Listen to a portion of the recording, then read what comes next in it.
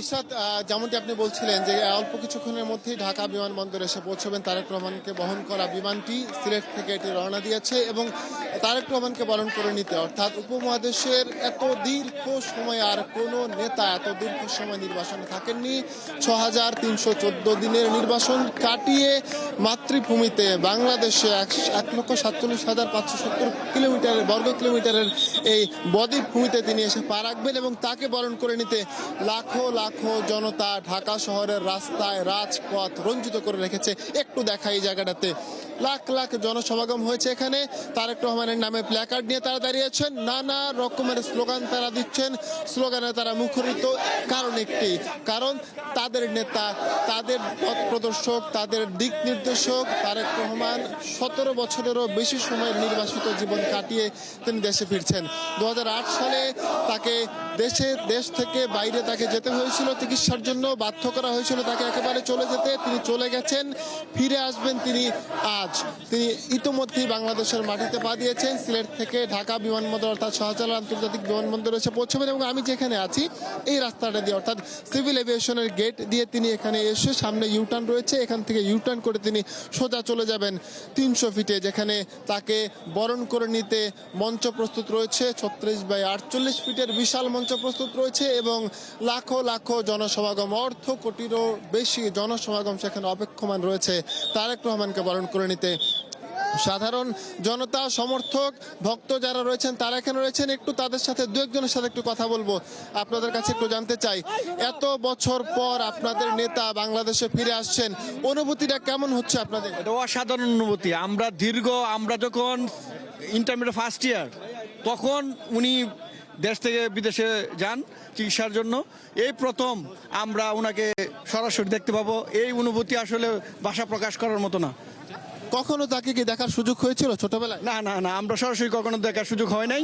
এই প্রথম আমরা যদি ওনাকে সরাসরি দেখার সুযোগ হয়, আল্লাহ যদি। নিশ্চয়ই তার কাছে কোনো চাওয়া আছে যে তিনি কিভাবে দেশ পরিচালনা করবেন যদি সুযোগ পান, ক্ষমতায় যদি আসেন। কেমন আশা, কেমন চাওয়া? ইনশাল্লাহ আমরা চাবো আগামী দিনে যে এই বাংলাদেশ একটা শান্তিপ্রিয় একটা বাংলাদেশ, মানবিক একটা বাংলাদেশ এবং অর্থনৈতিক বেকার সমস্যা আপনারা জানেন যে বাংলাদেশের হাজার হাজার বেকার যুবক, আমরা চাবো যে বাংলাদেশের মানুষের যে কর্মসংস্থানের ব্যবস্থা করবেন ইনশাল্লাহ। আপনার কাছে একটু জানতে চাই, আপনি কি কখনো তারেক রহমানকে সশরীরে দেখতে পেয়েছেন? না, আমরা তারেক রহমানকে আমরা সরাসরি দেখি নাই।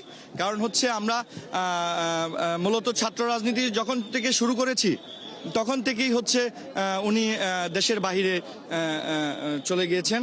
আর এর পর থেকেই আমরা যে স্বৈরাচারের রোষানলে পড়ে যে আন্দোলন সংগ্রামের মধ্য দিয়ে, স্বৈরাচারের পতনের মধ্য দিয়ে এখন আবার তারেক রহমান বাংলাদেশে ফিরে আসছেন।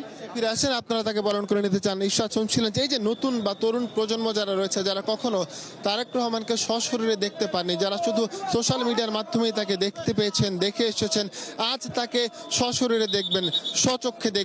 তাকে বরণ করে নিতে যেমন প্রস্তুত সারা দেশ, প্রস্তুত ঢাকা, প্রস্তুত 300 ফিটের বিস্তীর্ণ জনপদ, রাস্তা, রাজপথ, তেমনই ভাবে নিরাপত্তার চাদরে ঢেকে রাখা হয়েছে পুরো ঢাকা শহরকে, নিরাপত্তা দিয়ে রাখা হয়েছে। নিরাপত্তায় আছে পুরো বিমানবন্দর এলাকা। এখানে রয়েছে র্যাব, পুলিশ, আনসার, বিজিবি, গোয়েন্দা সংস্থা সহ সবাই। তারা নিশ্চিদ্র নিরাপত্তা দিয়ে রেখেছেন যেভাবে যে কোনো মূল্যে দেশের সবচেয়ে বড় রাজনৈতিক দলের বর্তমানে সবচেয়ে বড় যে নেতা রয়েছেন তিনি বাংলাদেশে ফিরে আসবেন, তাকে বরণ করে নিতে প্রস্তুত রয়েছে ঢাকার পুরো রাজপথ। যেই নেতাকে বরণ করে নিতে প্রস্তুত রয়েছেন এবং যেই নেতার আকাঙ্ক্ষায়, যেই নেতার অপেক্ষায় এত দিন ধরে ক্ষণ গুনছিলেন দেশের মানুষ, ক্ষণ গুনছিলেন অপেক্ষমান ছিলেন সারা দেশের মানুষ, সাধারণ আম জনতা, তিনি এখন ফিরে আসছেন এবং তাকে বরণ করে নিতে সবাই প্রস্তুত। জানিয়ে রাখি, দেশের বাইরে তারেক রহমান থাকলেও কিন্তু তার মন পড়েছিল সবসময় বাংলাদেশে। দেশের বাইরে থেকে তিনি নানা রকমের দিক নির্দেশনা দিয়ে গেছেন, দেশের বাইরে থেকে তিনি নানা রকমের পরামর্শ দিয়ে গেছেন, সামনে থেকে নেতৃত্ব দিয়েছেন। দেশের বাইরে থেকেও তিনি স্বৈরাচার পতনে রেখেছেন সবচেয়ে বড় ভূমিকা। ছাত্র, সাধারণ জনতা সবাইকে সবার কাছে দলের মাধ্যমে তিনি দিয়েছেন দিক নির্দেশনা, তিনি দিয়েছেন পরামর্শ, যার বিচক্ষণ পরামর্শের ফলেই কিন্তু বাংলাদেশ একটা স্বৈরাচার মুক্ত হতে পেরেছে 16 বছরের ফ্যাসিবাদ শাসন আমল শেষ করে।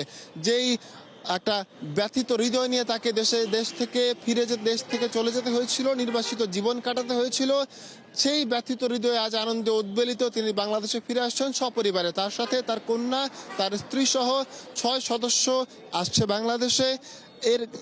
এর মধ্যে বাংলাদেশে তিনি এসে পৌঁছেছেন, সিলেট বিমানবন্দরে তিনি ছিলেন। সিলেট থেকে বিমানটি উড্ডয়নের পথে রয়েছে এবং বিমানটি কিছু সময়ের মধ্যে শাহজালাল আন্তর্জাতিক বিমানবন্দরে এসে পৌঁছবেন। শাহজালাল আন্তর্জাতিক বিমানবন্দর থেকে এই পথটা দিয়ে, অর্থাৎ সিভিল এভিয়েশনের এই গেটটা দিয়ে তিনি আসবেন। বা দিক দিয়ে তিনি গিয়ে ইউটার্ন করে তিনি সোজা চলে যাবেন 300 ফিটের 300 ফিটের যেই জনপদে 36 বাই 48 ফিটের একটি বিশাল মঞ্চ সাজানো রয়েছে এবং লাখো লাখো জনতা, লাখো লাখো সমর্থক, কর্মী, সমর্থক, ভক্ত, অর্ধ কোটিরও বেশি কর্মী সমর্থকের আশা করেছিল জাতীয়তাবাদী দল বিএনপি, কিন্তু এরই মধ্যে ঢাকা শহরে সারা দেশ থেকে এত জনসমাগম হয়েছে যে বাংলাদেশের মানুষ অপেক্ষমান একটা হৃদয় নিয়ে তারা অপেক্ষা করছিল। এবং এরই মধ্যে আমরা দেখতে পাচ্ছি যে সারা দেশে তার ব্যানার পোস্টারে তো ছেয়ে গেছে, সারা দেশে তার অপেক্ষাতে সারা দেশ কিন্তু ভরে গেছে। আমরা কথা বলতে চাই, আমরা জানতে চাই ভাই অনুভূতি যে তারেক রহমান অনেক অপেক্ষার পরে দেশে ফিরে আসছেন 17 বছরের নির্বাসিত জীবন কাটিয়ে। অনুভূতিটা কেমন আপনাদের কাছে এবং সাধারণ মানুষও তাকে নিজের চোখে দেখতে পাবে, কেমন লাগছে? অনুভূতি ভাষায় প্রকাশ করতে পারছি না। আমরা খুবই আনন্দিত, উল্লসিত। সারা বাংলাদেশের মানুষ ওনাকে বরণ করার জন্য মুখিয়ে আছে। বিএনপির ভারপ্রাপ্ত চেয়ারম্যান জনাব তারেক রহমান দীর্ঘ 1.5 যুগ পরে বাংলাদেশের আকাশে প্রায় 1 ঘন্টা পূর্বে, প্রায় 1-1.5 ঘন্টা পূর্বেই দেশের সীমানায় প্রবেশ করেছেন। সেই অনুভূতি উনি কিন্তু ফেসবুকে স্ট্যাটাস দিয়েছেন। এই অনুভূতি উনি যেরকম ভাষায় প্রকাশ করতে পারছেন না, আমরাও পারছি না। আমরা আনন্দিত, উদ্বেলিত, উচ্ছ্বসিত। একটু জানতে চাই ছোট করে যে জনসমাগম কেমন আশা করেছিলেন আর কেমন হয়েছে? একটা স্মরণীয় দিন হবে। আমাদের মহাসচিব বলেছেন আমরা দিনটিকে স্মরণীয় করতে চাই। এখানে লোক সংখ্যা আমরা অনুমান করতে পারবো না। লোক সংখ্যার ভিড়ে সমস্ত কিছু ছাপিয়ে যাবে। আপনি তো অবস্থা দেখতে পাচ্ছেন, মানুষের মধ্যে কত আকাঙ্ক্ষা ওনাকে বরণ করে নেওয়ার জন্য। ধন্যবাদ আপনাকে। ইশরাত, আমরা শুনছিলাম যে সাধারণ মানুষ নয়, শুধু বিএনপির নেতা যারা রয়েছেন, নেতাকর্মী যারা রয়েছেন, তারাও কিন্তু অধীর আগ্রহ অপেক্ষা করছেন।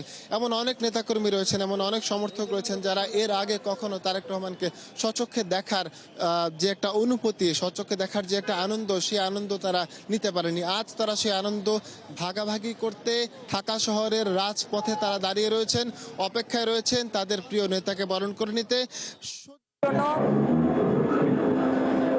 ফরহাদ ইবনে মালিক, অসংখ্য ধন্যবাদ আপনাকে।